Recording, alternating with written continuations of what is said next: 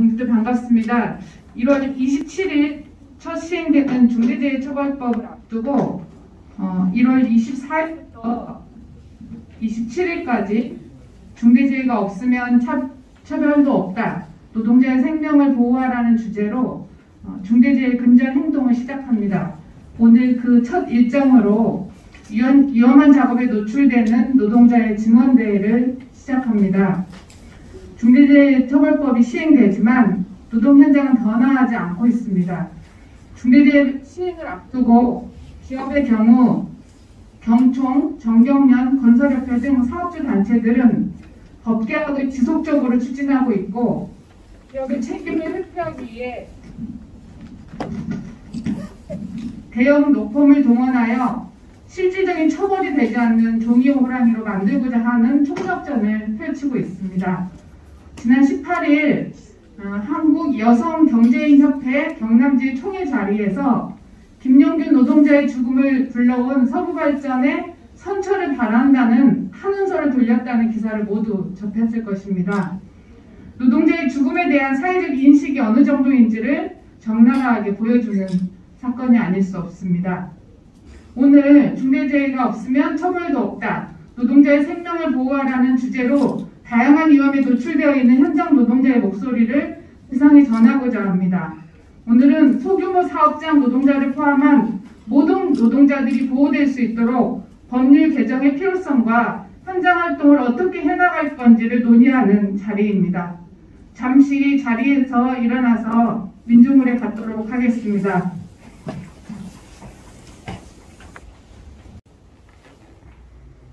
노동자는 숫자가 아니라 사람입니다. 노동 현장에서도 우리가 경시할 수 없는 기근이 벌어지고 있습니다. 불행하게도 우리가 일터의 안전을 비용으로 생각한다면 잘못된 전제로 시작하고 있는 것입니다. 사람이 진정한 재산입니다. 사람이 없으면 노동 공동체도 기업도 경제도 없습니다. 우리가 노동의 존엄을 더 챙길수록 노동의 질과 아름다움이 한층 높아질 것이라고 더욱 확신하게 될 것입니다. 바로 임을연 행진곡 힘차게 같이 불러보도록 하겠습니다. 투쟁! 투쟁!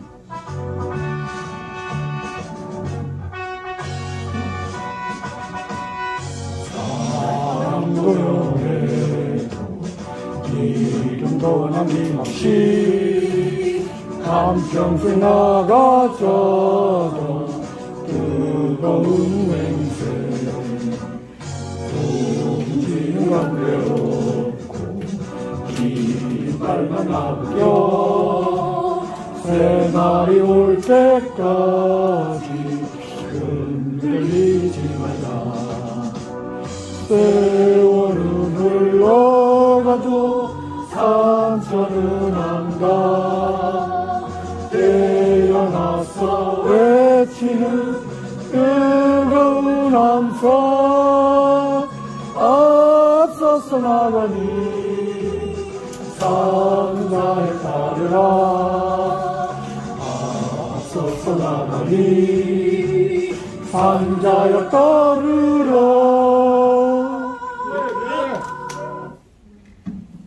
자리에 앉아주시기 바랍니다.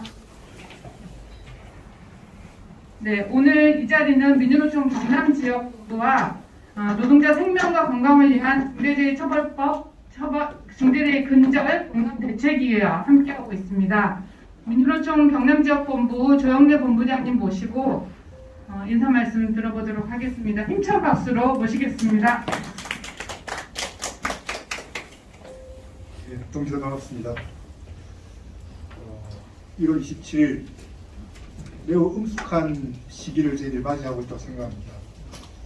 정말 이날을 계기로 다시는 일하다가 죽는, 일하다가 다치는 이런 일이 없는 세상이 될 것인가 하는 것에 대한 기대도 하면서 또 우려가 있는 것이 현실입니다. 우려를 하는 이유는 바로 오늘과 같은 정원대에 아직도 우리 노동자들이 어떤 상태에 처해 있고 어떤 환경에서 노동하는가가 아직도 누가 보더라도 너무나 위험하고 너무나 불안전하다라는 것입니다. 그래서 이 대회를 이렇게 마련해서, 정원대회를 마련해서 이와 같은 것을 고발하고 실상에 알림으로써 이제 4월 앞으로 다가온 중대재해기업처벌법의 마지막 시점이지만, 앞둔 마지막 시점이지만 그래도 기업이 노동자의 생명과 건강을 존중하는 그런 태도로 임해주기를 바라는 것입니다. 오늘 수많은 언론에서 중대재해기업처벌법을 앞둔 이 시점에 우리 노동의 안전 문제, 노동자의 생명 문제에 대해서 깊은 관심을 가지고 취재에 임해주신 것 너무나 감사합니다. 그리고 회사 내부의 일들을 드러내고 고발하는 것이 쉽지 않은 일임에도 불구하고 여기에 또 응해주신 우리 노동조합 동지들께 깊은 감사의 인사를 드립니다. 그야말로 중대한 시점입니다. 오늘을 계기로, 그리고 27일을 계기로 우리 사회에 다시는 일하다 죽는 사람이 없는 그런 세상을 바라면서 오늘 인사말로 대신하도록 하겠습니다. 동지들 고맙습니다.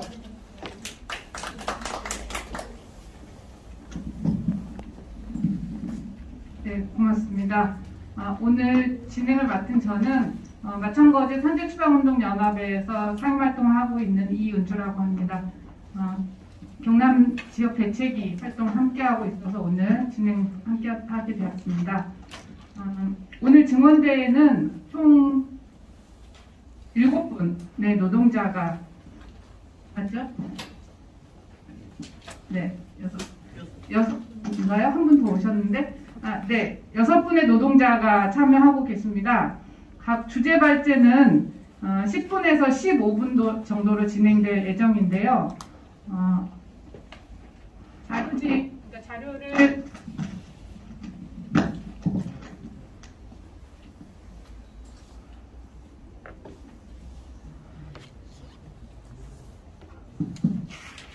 네, 죄송합니다. 자료를 제출하지 못하신 분도 있는데 모두들 다 현장에서 일을 하고 직접 오신 분들이어서 자기 작업 이야기를 글로 쓴다는 것도 굉장히 어려운 일이기도 합니다. 그래서 오늘 글로 쓰이지 않았지만 생생한 목소리를 통해서 이야기 들으실 수 있을 것 같습니다. 우리는 수많은 노동자들의 노동의 수고로움 속에서 일상을 살아가고 있습니다. 하지만 그 노동이 어떠한지, 어떠한 위험과 고통 속에서 이루어지는지 잘 모르고 살아갑니다. 앞서 그 교황의 이야기 속에 나온 것처럼 노동자의 죽음이 숫자로 표현되지 않는 노동자의 일상과 진실이 어떠한 건지를 오늘 참여하신 노동자들의 이야기를 통해서 들으실 수 있을 것 같습니다. 첫 번째로 50인 미만 사업장의 노동안전보건 현실에 대해서 마창지역 금속지의 서울시러트 현장위원회 대표 설한록 동지로부터 듣도록 하겠습니다. 힘찬 박수로 모시겠습니다.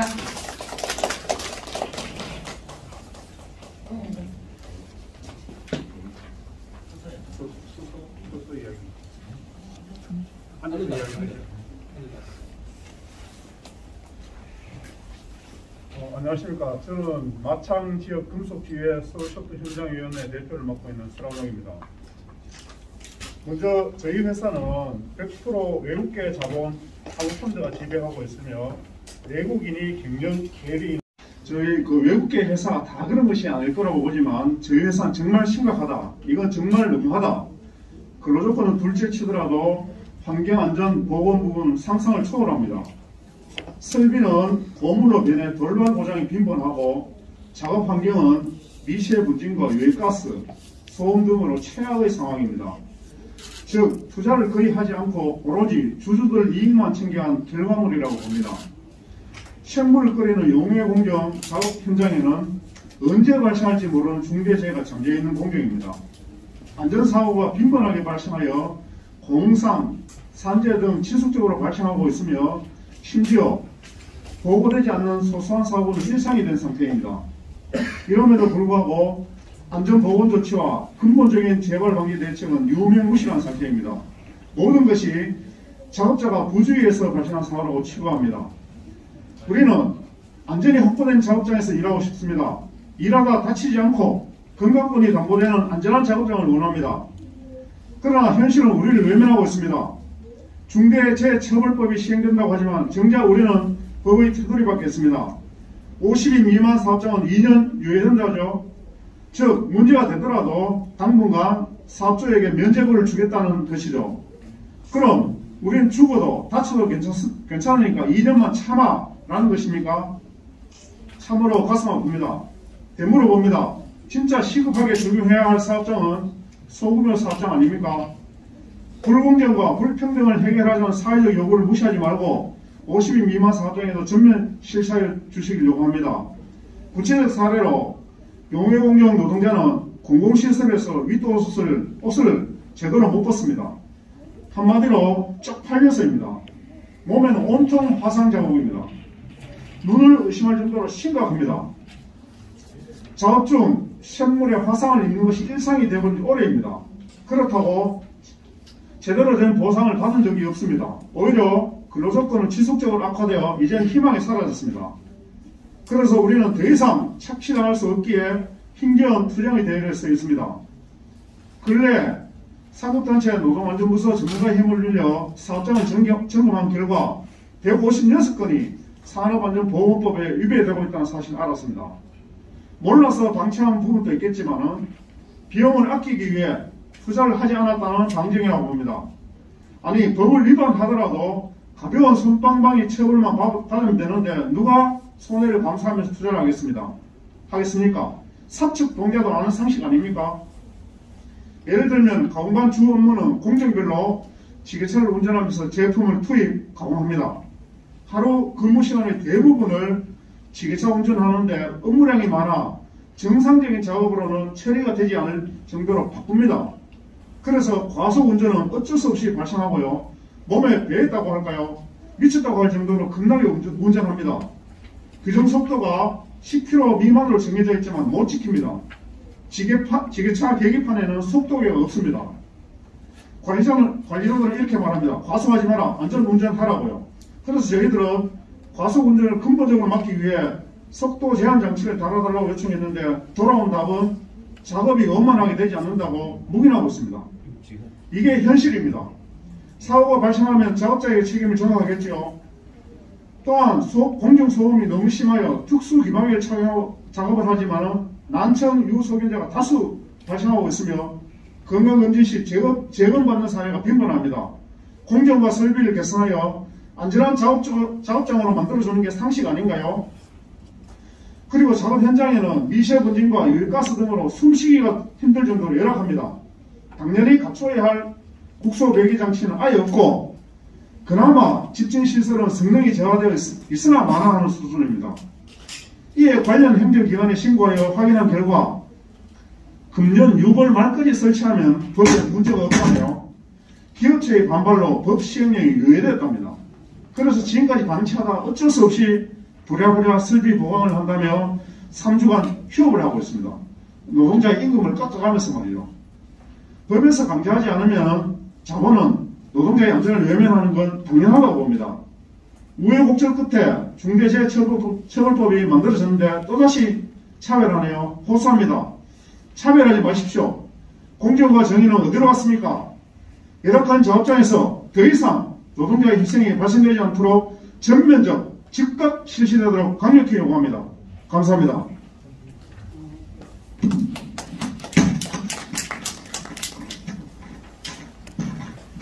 저희 공정에 대해서 혹시 질문사항이 있으면 질문하시고 그러면 자세한 내용에 대해서는 설명해 드리겠습니다. 함께 와 계신 분이 우리 이진수 동지께서 용해 작업을 하시는 분이셔서요.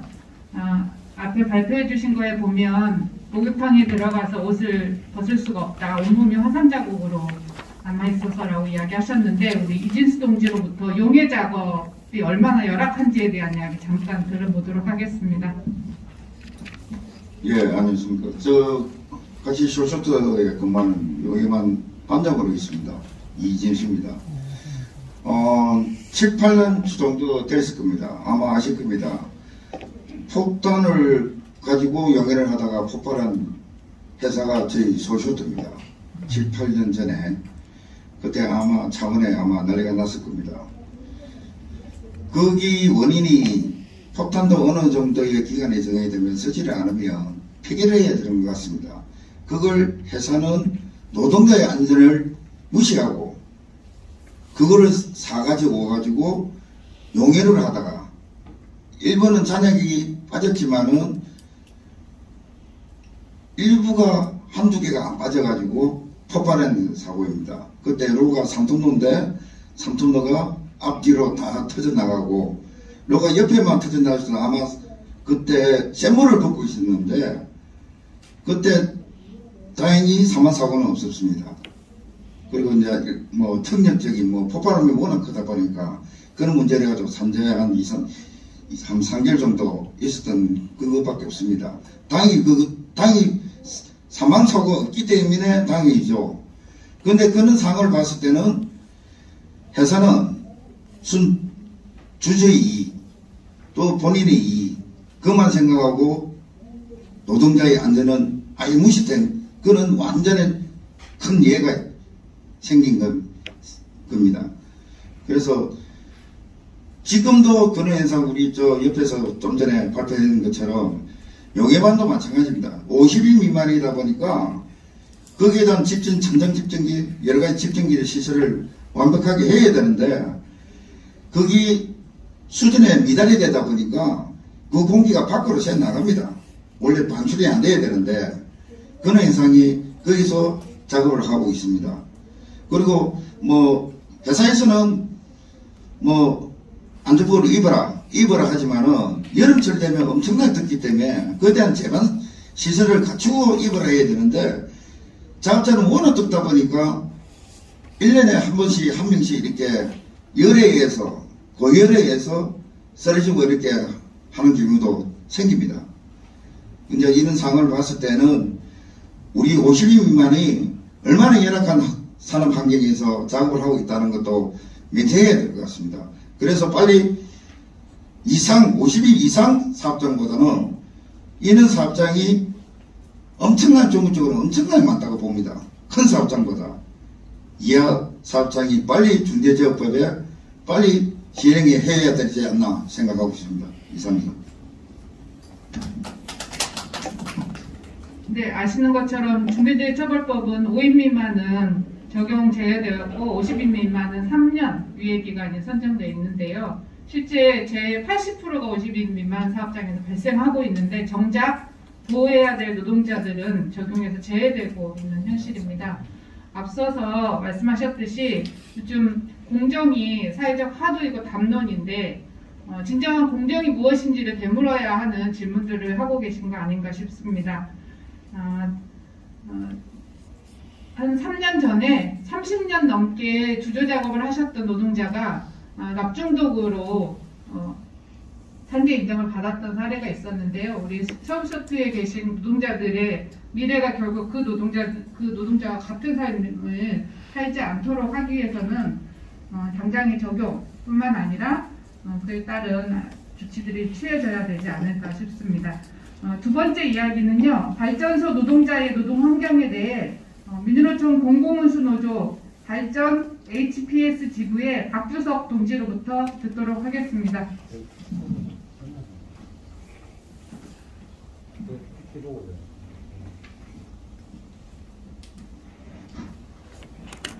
네, 반갑습니다. 예. 공공운수노조 그 발전 HPS 지부장입니다. 예, 박주석이라고 합니다. 예. 저희는 잘 아실 겁니다. 아까 우리 조영래 본부장님께서 말씀하셨지만은 일하다 죽지 않게, 일하다 다치지 않게, 차별받지 않게 지난 고 김용균 노동자 3주기의 슬로건입니다. 이게 지금 현재 얘기하는 우리 중대재해법, 이 김용균법이라 하죠. 3년 전에 그 사고로 인해서 그게 알려지고 세상에 이제 그 이후에 개정이 됐는데 지금 오히려 지금 관련 처벌자들은 용균이가 왜 거기 들어갔는지 모르겠다 하면서 발뺌을 하고 있습니다. 예, 그래서 전혀 지금 50인 미만, 50인 이상의 문제가 아니라, 예, 필요하지 않는, 예, 이 구조를, 예, 좀 규탄하면서 오늘 그 발전소 현장 노동자에 대한 정언을 좀 시작하도록 하겠습니다. 예. 저는 PPT를 보면서 좀 설명을 좀 드리도록 하겠습니다. 예. 제가 좀 설명드리겠습니다. 이 지금 화면에 나오는 것이 우리 김용균 노동자, 이 태안 하역 발전소입니다. 여기 보시면 지금 여기 석탄 하역 이제 이게 저장되어 있는 저탄장입니다. 저탄장에서 석탄이 어느 정도 온도가 올라가면 이렇게 자연바다가 불이 생겨요, 불이. 그래 그거를 없애기 위해서 작업자가 직접 사고로 다른 데로 이게 진화하기 위한 작업을 직접 하고 있습니다. 여기서 발바닥인지 올라오는 이런 체감에 이 느끼는 온도는 굉장하겠죠. 이런 일도 우리 고 김용현 노동자가 직접 현장에서 했던 일입니다. 지금도 이렇게 하고 있고요. 하동화력도 그렇고 어느는 다 석탄 발전소랑 마찬가지입니다. 다음 또 보면 두 번째로 보면 이게 아까 얘기했듯이 우리는 저탄장 이게 여기가 화력발전소의 저탄장인데 지금 다 보이시죠? 불이 나는 이렇게 발화 현상으로 통해서 이렇게 화재가 나고 있습니다. 그러면 이거를 직접 투입돼서 인원들이 직접 바깥으로 이거 사물 퍼서 아까처럼 작업하거나 부살기로 진화하거나 그렇게 작업하고 있는 것입니다. 요거는 보면 우리 그 석탄에 이송되는 여기 석탄입니다. 이 컨베이어가 잘 안 보이시죠? 이렇게 연락합니다. 안에 애쉬 이제 석탄 때문에 한 치 앞도 안 보이지 않습니다. 근데 지금 이 보면 계속 보시면 여기 컨베이어 벨트가 있고 여기에 석탄이 이송되고 있는 과정입니다. 여기에서 이제 이렇게 언론에 안 해줬는데 이 컨베이어 벨트에 고 김용균 노동자가 뛰었죠. 혼자 작업하다가 그래서 이제 근데 거기 환경 자체가 이렇게 암흑이다. 한 치 앞도 보이지 않습니다. 저도 이런 그 정비를 했거든요. 이 연료 환경 여기서 이 아까 아이들은 이렇게 회전되는 이런 협착의 위험 그리고 이 기운 벨트를 통해서 이런 게 수없이 발전소에는 이런 그 설비가 많습니다. 아주 열악하죠. 이제 세 번째로 우리 보면 그 운전 같은 이제 고 김용균 노동자가 이제 그 연료 환경 분야 운전에 있었는데 그거는 밖으로도 좀 많이 알려졌지만은 그보다 이거 경상지구 같은 노동자의 열악한 환경 요거는 오히려 좀 덜 알려졌습니다. 그리고 오늘 제가 여기에 대해서 조금 설명을 드려요. 저도 개성정비를 하는 하청 노동자인데 여기는 더 열악합니다. 왜 열악하냐? 중력물, 고소작업, 밀폐 공간 그리고 발전소에는 여러 가지 위험물들이 다 있어요. 조금만 자칫하면 큰 사고로 발생됩니다. 뭐 조선소 있고 하지만 여기도 그 못지않은 온갖 설비들이 집단이 생성된 곳입니다. 그래서 이 보면 저도 이게 지금 연료 환경 석탄 해외 분야의 작업 현장이라고 되어 있는데 여기에 하청에 그 원천 이제 공기업에는 KPS는 보통 그 깨끗한 그 우리 터빈이나 이런 작업 환경에서 전기를 하고 저희처럼 하청들은 또 보면 이렇게 연료 해외 열악한 환경 여기 보시면 여기는 배처리 설비에 여기 공간에 딱 사람 한 명이 들어가서 작업하고 있는데 이건 뭐 하는 거냐면 이게 세컨드리라고 이 해를 이렇게 가는 이게 안에 이게 봉들이 많습니다. 거기서 갈아서 이렇게 뭐 해를 얇게 만드는 작업하고 있는데 여기에 지금 작업자가 직접 들어가서 여기 라이너를 커팅하는 모습입니다. 이 공간에는 진짜 잘못해버리면 그 잘못 자칫하면 이게 커팅하다가 그게 어디로 오겠습니까? 어디로 가겠습니까? 내 몸에 이 상처 있고 큰 사고로 발생되는 그런 위험한 이런 상태로 이게 환경이 이래 될 수밖에 없어요. 작업 조건 자체가. 그리고 옆을 보면 요거는 그 석탄 분쇄하는 미분기라는 설비입니다. 그 안에 노타인데 그 노태를 이렇게 중량물을 이제 끌어서 이게 작업을 하는데 아까도 제가 얘기했지만은 이 작업을 하다가 이게 잘못해서 떨어지거나 해서 발목을 절단되는 사고도 있었어요. 실제로. 이게 예전에는 어렵게 되는 일들이 굉장히 많았습니다. 발전소 현장에서는. 그 사고가. 그래서 지금도 보시면 커팅 작업 물론이고 이게 중량물로 다 이제 이렇게 매달아 놨습니다. 그래서 이런 부분들도 현장 이 작업에 커팅하는 모습 보이죠? 이런 것도 열악하다. 이런 위험에 노타시하는 작업이고 다음. 여기 보시면 이게 이제 그 우리 80m 높이의 이제 보일러 논의 모습입니다. 도면이 있는데 여기가 한 요 정도가 탑까지가 한 80m 됩니다. 근데 여기 지금 사진 보이시죠? 이게 뭐냐면 저도 이런 일을 24시간 동안 들어가서 했습니다. 이게 뭐 하는 거냐면 보일러 튜브 여기 있죠? 이거 안 보이시죠? 한 치 앞도 안 보입니다. 여기도. 이 보일러 논에도. 그럼 여기 다 L씨입니다. L씨. 여기를 보일러가 튜브가 이렇게 파열되거나 문제가 생기면 들어가서 이제 점검을 해야 되는데 안 보이잖아요. 그러니까 다 이거를 일일이 에어로 다 부는 작업을 합니다. 이게 에어 브리이라고 하는데 저도 이걸 24시간 하다가 잠이 와서 새벽에 해다에서 한번 떨어진 적이 있어요. 그래서 정신 차려서 다시 작업하고, 여기서 나오는 작업은 제가 거의 다 해본 작업입니다. 저도 한 12년 있었으니까. 이 보면 여기서 작업자가 직접 이 보이시죠? 이렇게 에어브링 하면서 이렇게 하는 작업을 합니다. 보통. 이런 게 만약에 그 빠른 작업을 해낸다 이러면 온도가 간발을 해서 한 50도 되는 열기에서도 작업을 신속복구해내는 그렇게 하는 경우도 있습니다. 내부의 온도가. 사람이 잘못하면 오래 하면 탈진하죠. 그런 케이스도 어디 뭐 이제 타랑이라든지 이런 작업하다가 그런 경우도 발생하고, 여기 보시면 여기가 거의 75mm 정도 높이 되는데 이렇게 경사면이 보이죠. 여기에 이런 데 보면 연소가 되다가 그런 콜들이 뭉쳐가지고 이렇게 바위만한 크랭크가 발생하거든요. 그걸 직접 가서 깹니다. 작업자들이. 왜? 그대로 들으면 이런 설비에 충격이 가니까 이게 다 깨서 이렇게 밑으로 들어라 이렇게 하기 때문에 여기에 파이프에 줄 하나 매고 생명줄 하나 매고 그걸 또 왕치로 한 방 때리면서 깹니다.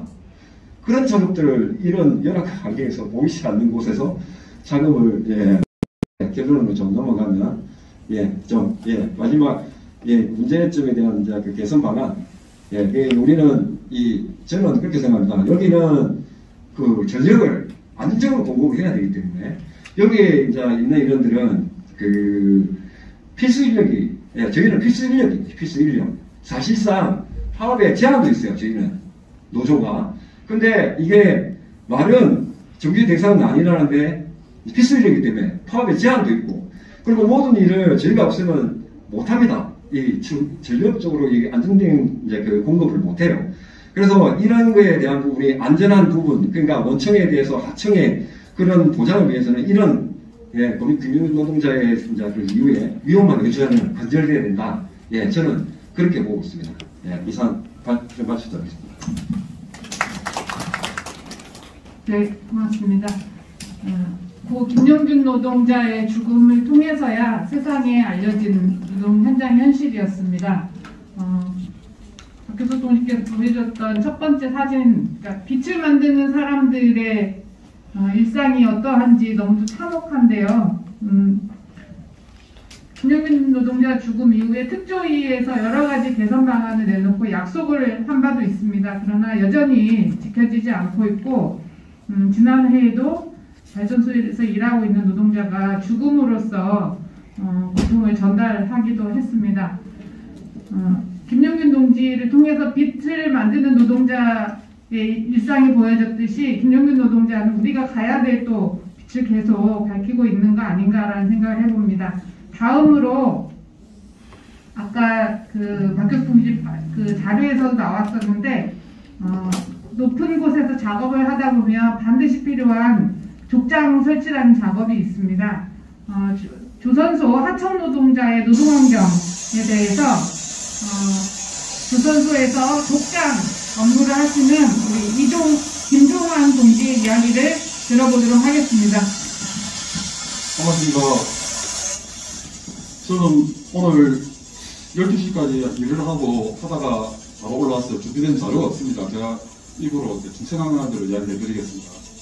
저게 지금 조선소에 용접자가 발판을 딛고 작업하는 장면입니다.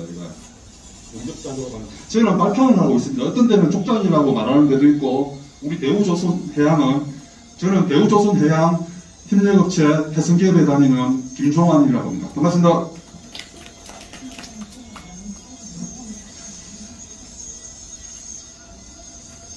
저 발판이라는 작업을 대충 좀 설명을 해드리겠습니다. 발판은 조선소에 용접이나 도장이나 의장이나 모든 사람들이 작업할 수 있게끔 이미 가설물을 설치해 주는 걸 발판이라고 합니다.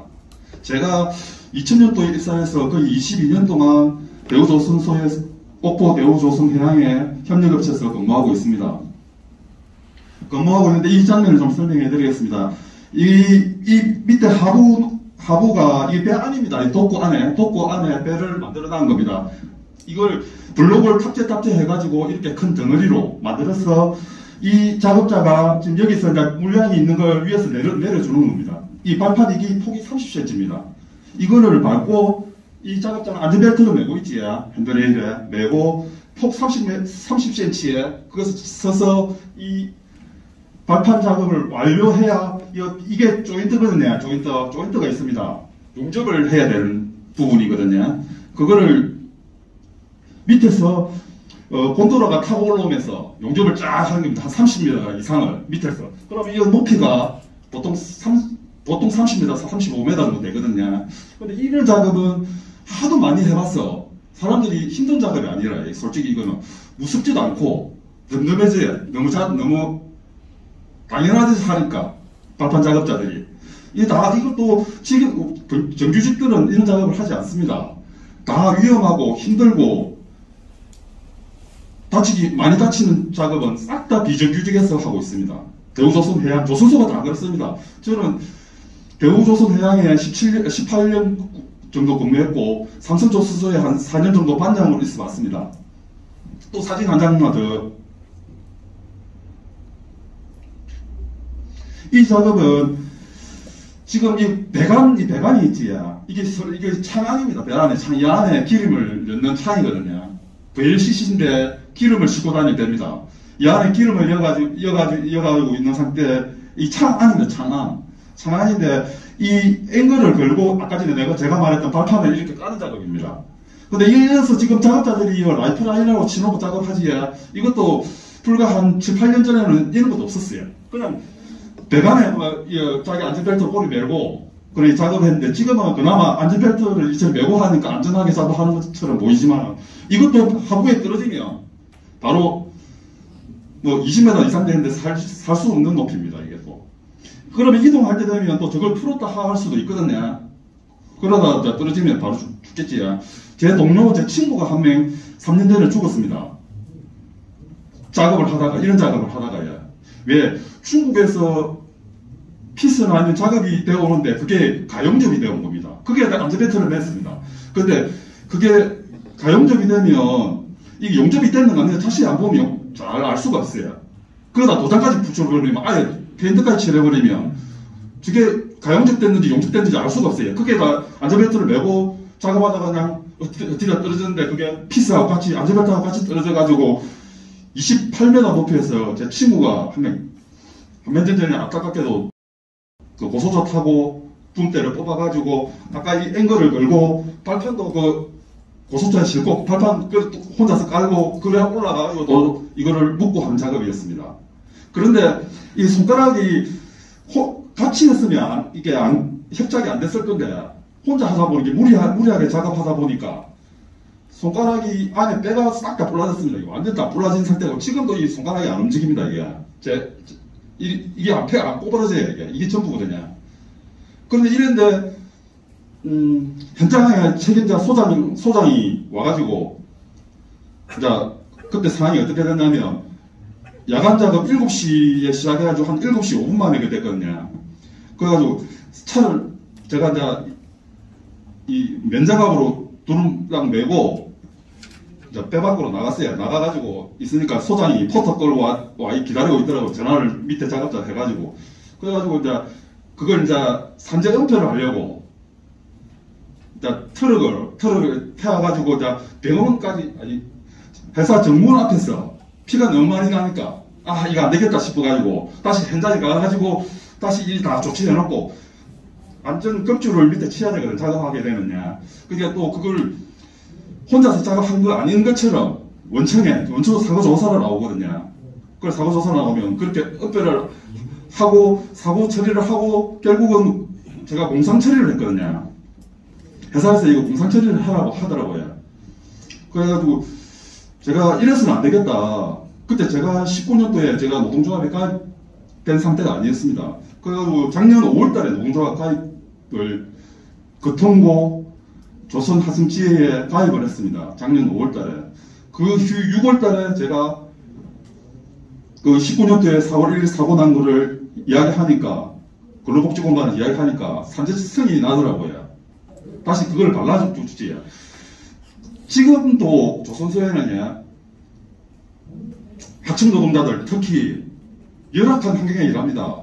이 배 안에 여름 되면 온도가 50도에서 60도까지 올라갑니다. 그러면 사람이 어느 정도 땀을 많이 흘리냐면 물에 금방 빠졌다가 건진된 거하고 똑같습니다. 그냥 안전하에서 물이 삐죽삐죽 나옵니다. 그 안전한 틈 사이로 물이 찌직 나올 정도로 발판 노동자들이 그렇게 일을 하고 있습니다. 그렇게 일하고 있는데 한여름에 정규직들은 팬 틀어놓고 시원한 데서 일하고 비정규직들은 팬도 없고 한 명 쓰러지는 것 같다. 쓰러지는 병원에 보내고 여름에 땀 많이 흘리면 그렇게 쓰러지잖아요, 사람이. 그럼 작업자들은 쓰러지는 것 같다 이렇게 생각하고 똑같이 또 일을 해요. 그런데 그런 조건이 왜 비정규직에만 있는지 지금도 그렇잖아요. 뭐 솔직히 중대재해법 그거 대기업에는 별로 소용없잖아요. 대기업에도 사람이 다치긴 다치겠지요. 이렇게 많이 다치면 다 비정규직이 아닙니까? 그런데 뭐 5인 미만, 50인 미만 이렇게 잘라놓으면 있으나 마나나 법일 것 같고요. 제 개인적인 생각인데요. 저는 항상 조선소를 옛날에 군함도를 영화를 볼 때 생각을 항상 합니다. 군함도. 그게 딱 보면 조선소에 있는 직책들이 싹 다 군함도에 다 있거든요. 황정민이 소지지섭이 나온 군함도 옛날에 10년 전에 영화로 나온 군함도가 있는데 거기에 조선소장이 거기 그 군함도 소장이 일본인 소장이 우리 대우조선해양 대표고 나머지 일본인들은 정규직이고 그 일하는 훈도시 메고 막 일하는 우리 작업자들이 비정규직 현역업체 사람들이고 그 소지섭이 막 저렇게 싸우지야 그거는 이제 노조 활동하는 사람들 끝이 보이더라고. 제 눈에는요. 노동조합 그때 노동조합이 없었겠지. 제 눈에는 소지섭이가 어떤 상대방하고 목욕탕에 싸우는 씬이 나오잖아요. 저들끼리 이제 이권을 쟁탈하기 위해서 딱 보면 그 생각하고 조선소하고 딱 생각이 나더라고요. LPG선이라고 있습니다. LPG선도 고부가치 선인데 LPG는 그 안에 도움이 있거든. 도움 사이에 쇠 판이 있잖아요. 배에는 쇠 판이 1m밖에 안 돼요. 그 안에서 일을 하면 꼭 옛날에 군함도 그 일본인들처럼 일하는 그런 게 비슷한 상황이 돼요. 옷 싹 가지고 막 얼굴 시커하고 탄광에서 금방 나온 사람처럼 그렇게 딱 되거든요. 우리 밥방공 작업자들이야. 그렇게 열악한 데서 많이 다치고 힘들고 일하는데 최저시급 지금 9,140원 50% 40%가 최저시급 받고 일하고 있습니다. 이런 작업을 하고 있는데도 고소 작업을 하고 있는데도 그 절반이 최저시급입니다. 그래서 지금 TV나 어디나 조선 인력 양성해야 된다. 지금 거제도에만 지금 8,000명 모자란다. 뭐 현대중공업까지 치면 수만 명 모자란다 하거든요. 물량이 작년에 수주받은 걸 올해 말부터 해가지고 설계를 하기 시작하면 올해 말부터 해가지고 들어갑니다. 거제도에도 지금 거의 우리도 8,000명이 모자란다 하거든요. 그 인원들 다 어디 갔습니까? 그전에는 협력업체, 대우조선 협력업체 35,000명이었습니다. 지금 7,000~8,000명. 35,000명이 지금 10,000명 남았습니다. 25,000명 다 복지 안 좋고 위험하고 힘들고 해가지고 육상으로 다 떠났습니다. 그러니까 지금 이제 일거리 터졌는데 사람은 구해야 되는데 일이 없다고 매일 뉴스에 나옵니다. 경남 뉴스고 전국 뉴스고 뉴스에 나와서 조선 인력 양성해야 된다. 돈만 많이 주면 나옵니다. 대우 좋게 해주면 정규직 뽑으면 나옵니다. 아무도 나옵니다. 정규직 뽑는다면 안 오겠습니까? 그나마 지금 비정규직들도 다 떠나고 없는 조선소인데 일이 힘들고 위험한 일을 하려고 오겠습니까? 지금 최저시급 받고 최저 일당 받고 일하는데 제가 지금 말을 좀 두서럽게 많이 했습니다. 네, 들어주셔서 감사합니다. 네, 다시 한번 힘찬 박수 부탁드립니다. 조선소의 노동환경은 오랫동안 가장 위험하고 유해한 것들이 집합되어 있는 공간이라고 많이들 알려져 있지만 그 현장이 수십 년이 돼도 변하지 않고 있습니다. 그리고 김정환 동지께서 말씀하셨듯이 대부분의 위험한 일은 다단계 하도급화되어 있는 비정규직 물량팀 노동자들이 그 업무를 다 해내고 있는 상황입니다. 규모가 작은 곳으로 위험이 외주화되고 대기업 안에서는 비정규직 노동자들에게 위험이 외주화되어 있고 실제로 그들을 보호할 조치조차 잘 안 되고 있고요. 말씀하신 것처럼 그나마 노동조합이 있어서 목소리를 내기 시작했다라는 게 맞습니다. 네, 우리가 굉장히 중요하게 봐야 될 지점이 아닐까 싶습니다. 다음으로는요, 지자체 노동자의 노동 환경에 대해서 창원시 환경공무직지회 박인수 지회장님으로부터 들어보도록 하겠습니다. 힘찬 박수 부탁드립니다. 예, 반갑습니다. 저는 창원시에 고용되어서 창원시를 깨끗이 청소하고 있는 환경미화원 박인수라고 합니다. 앉아서 좀 말씀드리겠습니다. 먼저 이제 앞에서 드리겠습니다. 그 전에 위험한 부분에 대해서 좀 말씀드려야 되기 때문에 야외에서 계속 노출돼서 작업을 하다 보니까 아주 교통사고가 빈번하게 좀 일어나고 있습니다. 최근에 언론상에 보셨을런지는 모르겠는데 교통사고로 최근에 한 2분 정도 돌아가신 분들이 있습니다. 창원시에도 2009년에 한 분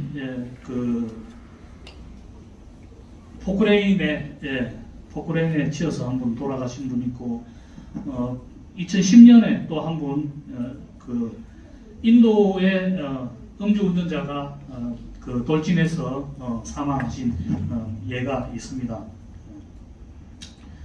그렇고 재활용품 수집 운반에 대해서 좀 말씀드리겠습니다. 재활용품 수집 운반은 창원시 성산구, 의창구만 직영으로 하고 있고 나머지는 위탁 업체에서 하고 있습니다. 재활용품 수집 운반은 지금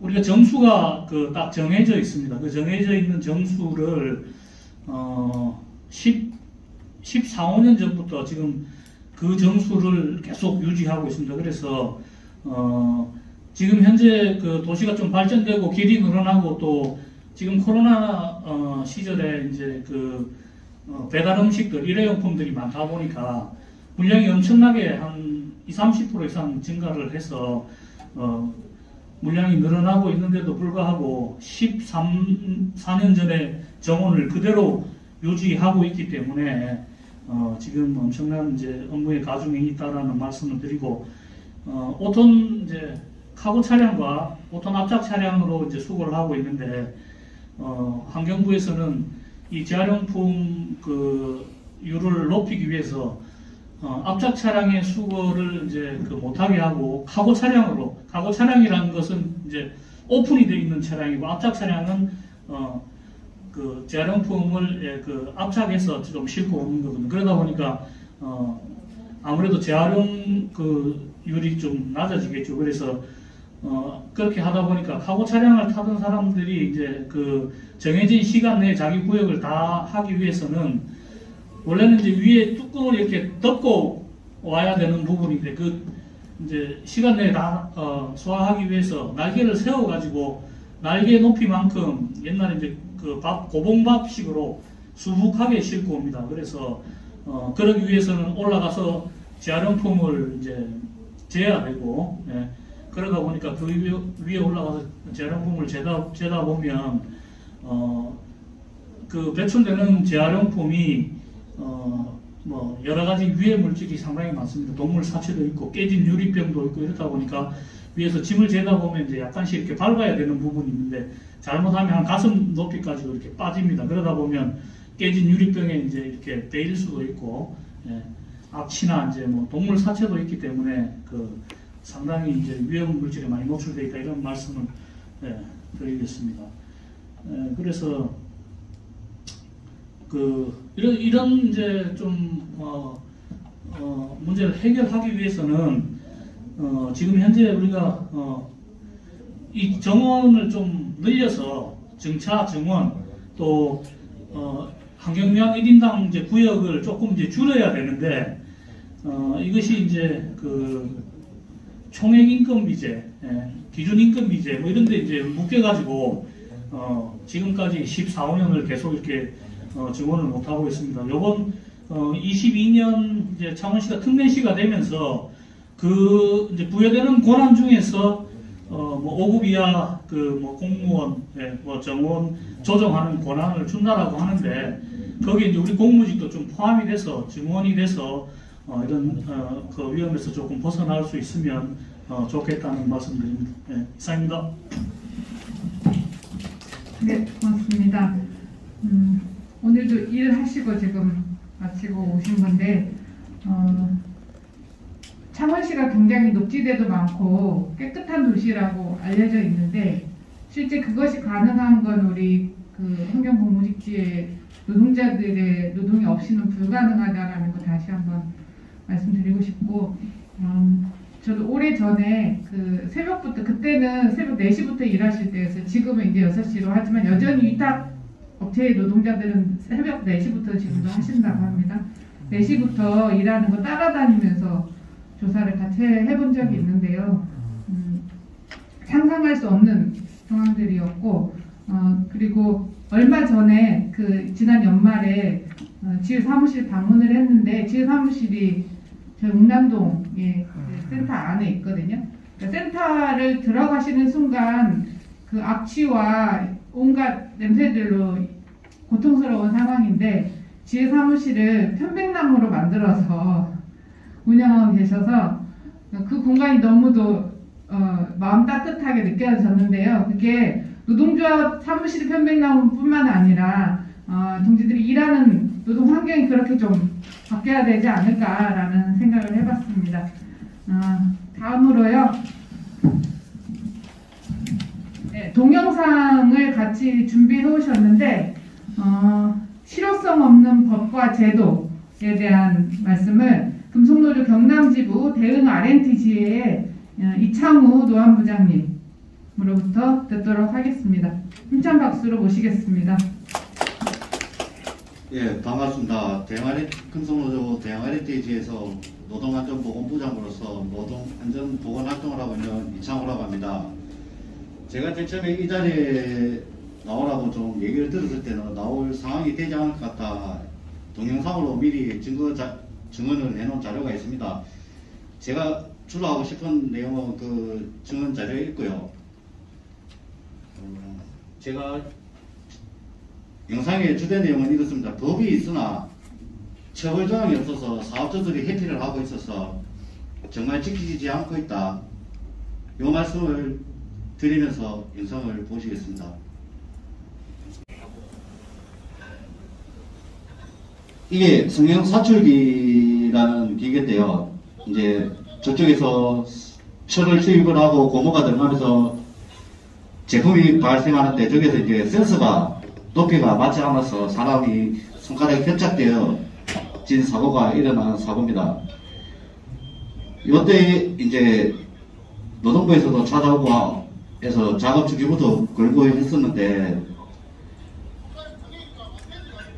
현장 관리자라는 사람들이 한 20년 이상 그렇게 보통 근무한 사람들인데 이 원인조차도 모르고 작업하기가 귀찮고 센서도 높낮이만 맞추면 사고도 일어나지 않을 건데 그렇게 하지 않아서 일어났던 사고 사례를 녹음한 겁니다.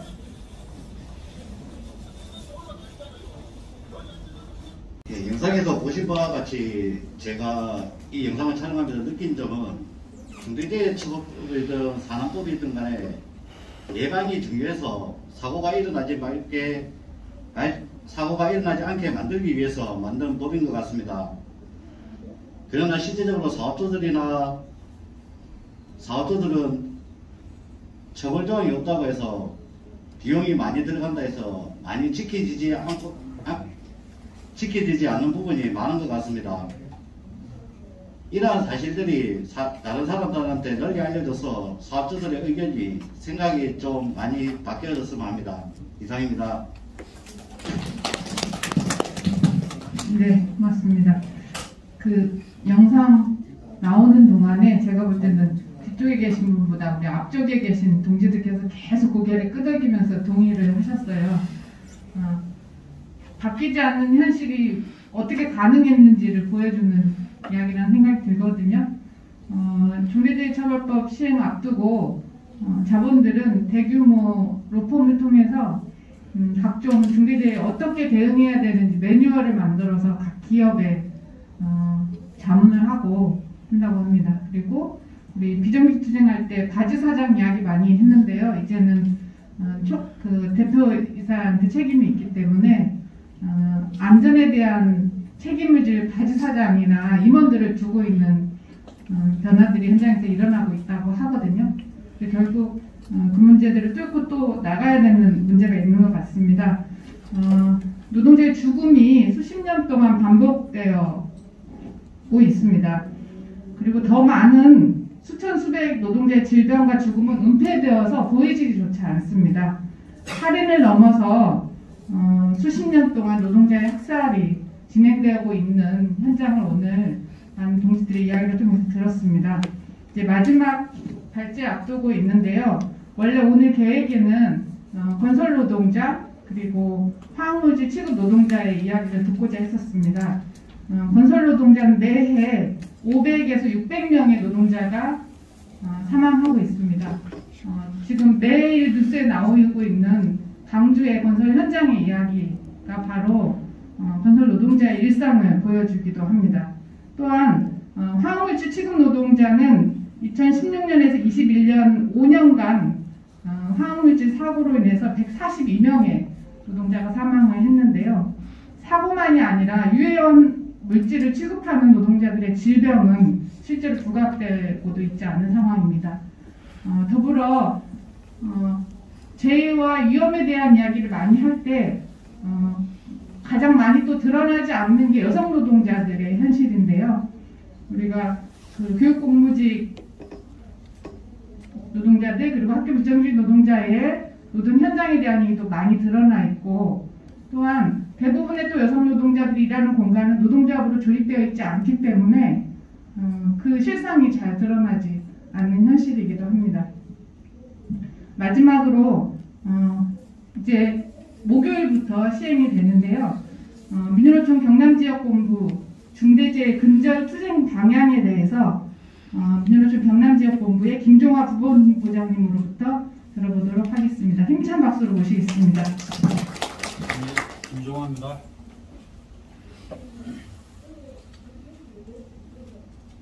시간이 많이 길어져가지고 제가 또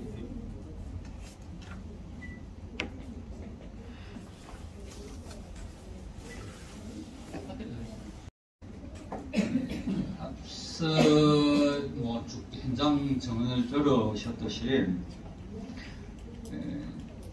중대재해법이 시행되면 자본의 입장에서는 처벌만 강화하는 거다. 대시라고 안 맞다. 라고 이야기하면서 현재의 이 처벌 수준에 대한 대안이라도 세워야 되는데 그건 작업 환경 개선을 위한 정부의 예산 지원이다.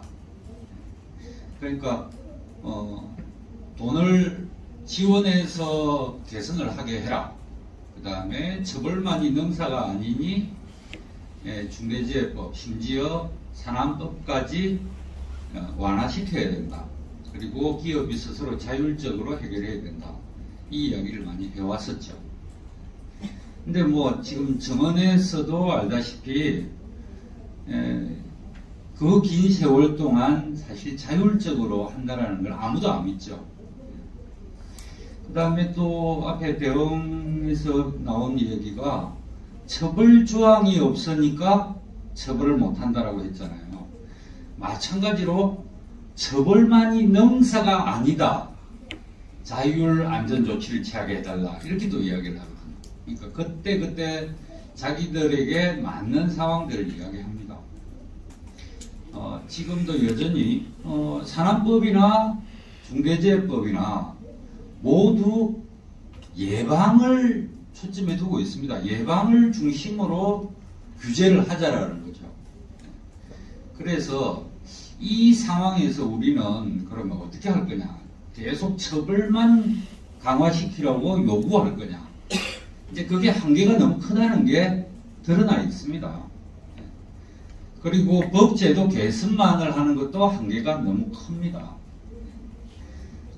그런데 마찬가지로 노동 현장이 참여하는 것에 대해서도 거부를 하죠.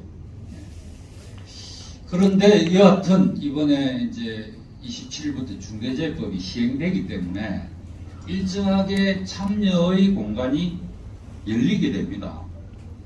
그래서 이러한 상황에서 우리 노동조합도 이제는 단순한 요구를 하는 수준에서 벗어나서 구체적 참여를 함으로 해서 예방에 기여를 하자. 그게 제 생각이고요. 이번에 지난 1월 10일 노동부가 이번 중대재해법 관련해서 자기들의 예산 편성에 대해서 발표를 했는데, 저는 이제 전년도에 약 8천억 되던 예산을 1조 800억으로 정액을 하면서, 그 예산의 10%는 기업의 위험시설 개선 지원비, 그 다음에 30%는 노후 위험 공정 개선, 위험 기구의 교체비 지원, 그 다음에 50%는 50인 미만 사업장에 대한 산재 보험료 감면, 그 다음에 중소건설사에 대한 안전보건 컨설팅, 경영 책임자나 안전관리 담당자에 대한 교육,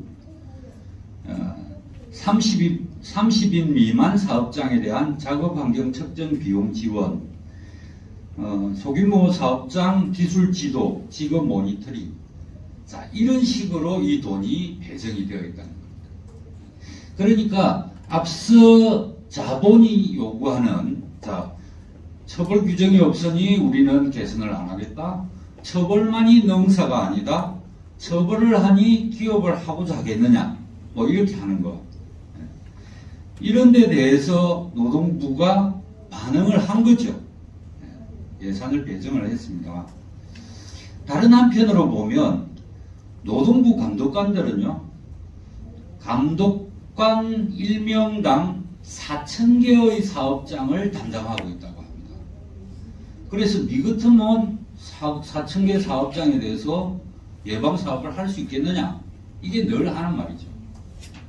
그러면 지금 미리 나오는 이야기들을 종합하면 할 수 없다는 거잖아요. 결국은 국가가 돈 들여서 안전조치 취하는 거 빼놓고는 할 게 없습니다. 그죠? 이런 말도 안 되는 상황인데 27일부터 법원 적용이 되죠. 그리고 이 상황에서 자본이 가장 빠르게 지금 대응하고 있는 것이, 중대재해법은 예산의 일정 부분을 예방비용으로 배정을 하도록 되어 있잖아요. 그 배정되는 비용의 약 30% 정도가 법률 비용으로 지출될 예정이라고 합니다. 그러면 결국은 기업의 사장이나 회장이 어떻게 하면 처벌받지 않는가라는 법 기술적인 측면에 돈을 그만큼 쓰죠. 엄한 놈이 돈을 벌 수 있는 기회가 됐죠.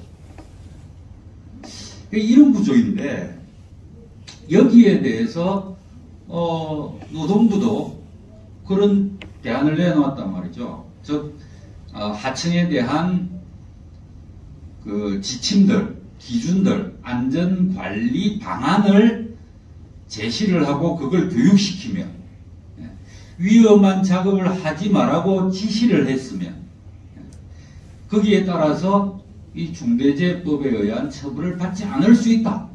이게 노동부에서 나온 중대재해법 해설서죠. 이런 식으로 되어 있기 때문에 처벌 요구를 중심으로 하는 우리의 대응은 실효성이 없다. 그래서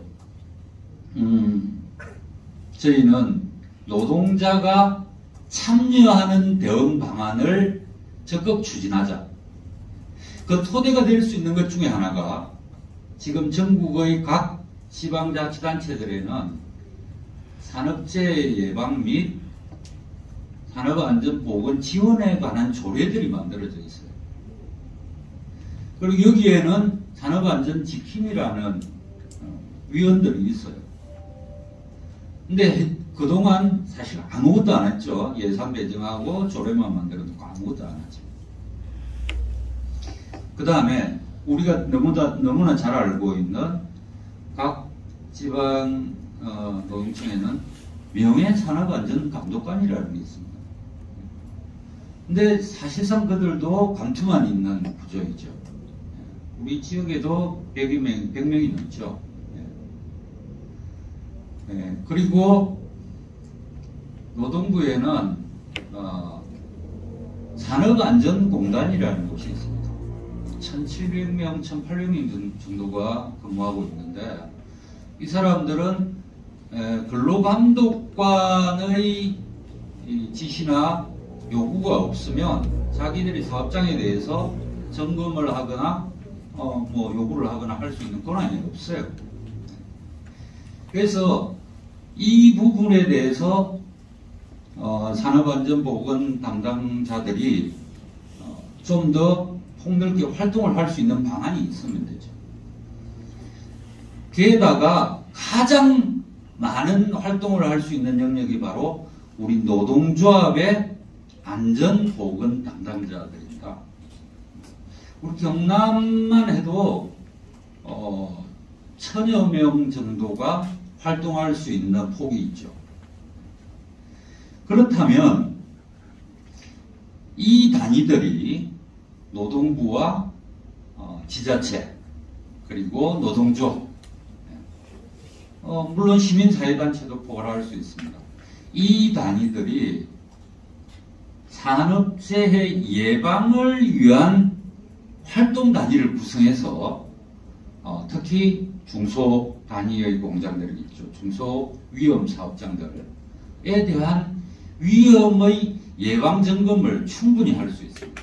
그리고 1조 800억, 900억이나 되는 돈이 자기들 필요에 따라서 허투루 쓰지 않고 실질적인 활동을 통해서 이루어지면 앞서 발표에서도 들었듯이 충분히 예방을 위한 근거들을 만들 수 있습니다.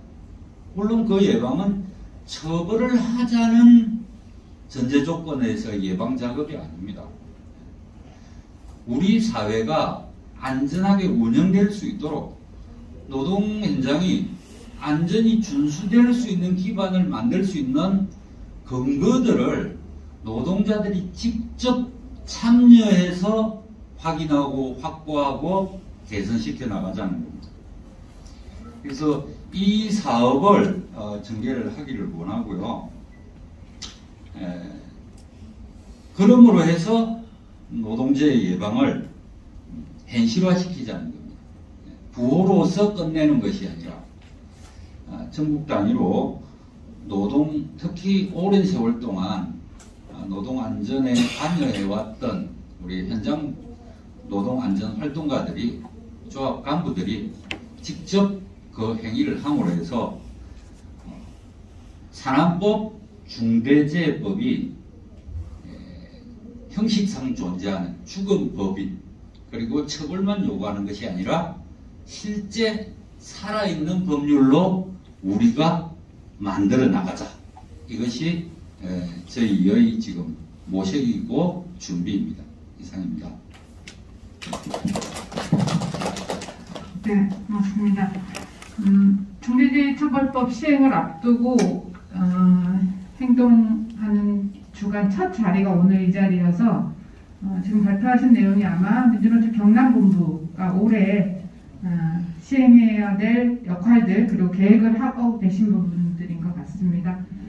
저희가 증언되어서 질문이나 토론을 따로 갖는 시간을 준비하지는 않았는데요. 혹시 3분 정도 질문을 받아볼까요? 혹시 하실 이야기가 있으신가요? 네네.